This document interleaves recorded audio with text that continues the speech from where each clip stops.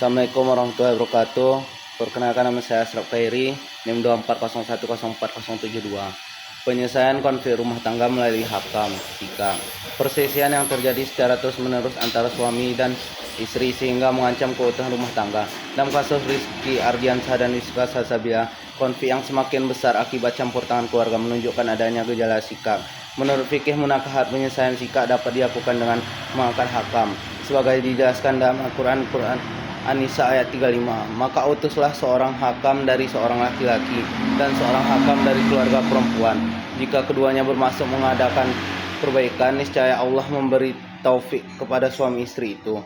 Fungsi hakam adalah meneliti akar permasalahan yang menyebabkan pertengkaran, menjadi mediator yang netral, memberikan nasihat kepada kedua pihak, mengupayakan perdamaian dan rekonsiliasi, memberikan rekomendasi kepada hakim apabila perdamaian tidak tercapai.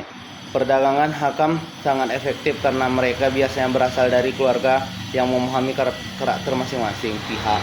Kehadiran hakam dapat mengurangi emosi, mencegah perceraian dan yang tergesa-gesa, yang membuka ruang komunikasi yang lebih baik. Oleh karena itu, dalam kasus Rizky dan Rizka, penyelesaian melalui hakam merupakan langkah yang tepat sebelum menempuh perceraian di mahkamah syariah. 2. Analisis talak dalam keadaan emosi. Ucapan emosi kepada istrinya, "Kita selesai, pulanglah kamu ke rumah orang tuamu."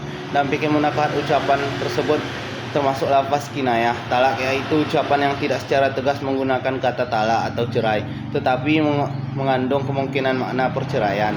Talak dibagi menjadi talak syariah, yaitu ucapan jelas seperti "aku ceraikan kamu". Talak kinayah yaitu ucapan yang mengandung makna ganda dan memerlukan niat. Karena ucapan "MZiyahud suja" berupa kinayah, maka penentuan jatuh atau tidak talak bergantung pada niat suami saat mengucapkannya. Jika saat menggunakan kalimat tersebut ia memang berniat menceraikan istrinya, maka tak jatuh. Jika hanya merupakan luapan emosi tanpa niatan menceraikan, maka talaknya tidak jatuh menurut mayoritas ulama. Dan itu emosi yang masih dalam batas sadar umumnya tidak menghalangi keabsahan talak. Namun apabila kemarahan mencapai tingkat yang menyebabkan hilangnya kesadaran dan kontrol diri, sebagai ulama berpendapat talak tidak sah. Dengan demikian, status talak dalam kasus ini harus diteliti lebih lanjut melalui pengakuan niat suami pada saat mengucap kalimat tersebut. 3. Zihar dan konsekuensi hukumnya. Ucapan suami, "Bagiku punggungmu sekarang sama seperti punggung ibuku, aku tidak akan menyentuhmu lagi." Dan fikih munakahat, ucapan tersebut adalah zihar. Zihar adalah tindakan seorang suami yang menyamakan istrinya dengan perempuan mahramnya, seperti ibu atau saudara perempuan, dengan tujuan mengharamkan hubungan suami istri. Pada masa jahiliyah, zihar dianggap sebagai perceraian, namun Islam membatalkannya dengan menetapkan bahwa zihar bukan perceraian, melainkan perbuatan yang haram dan berdosa.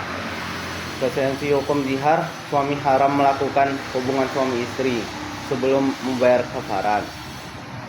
Perkawinan tetap sah dan tidak putus. Suami wajib membayar kafarat zihar.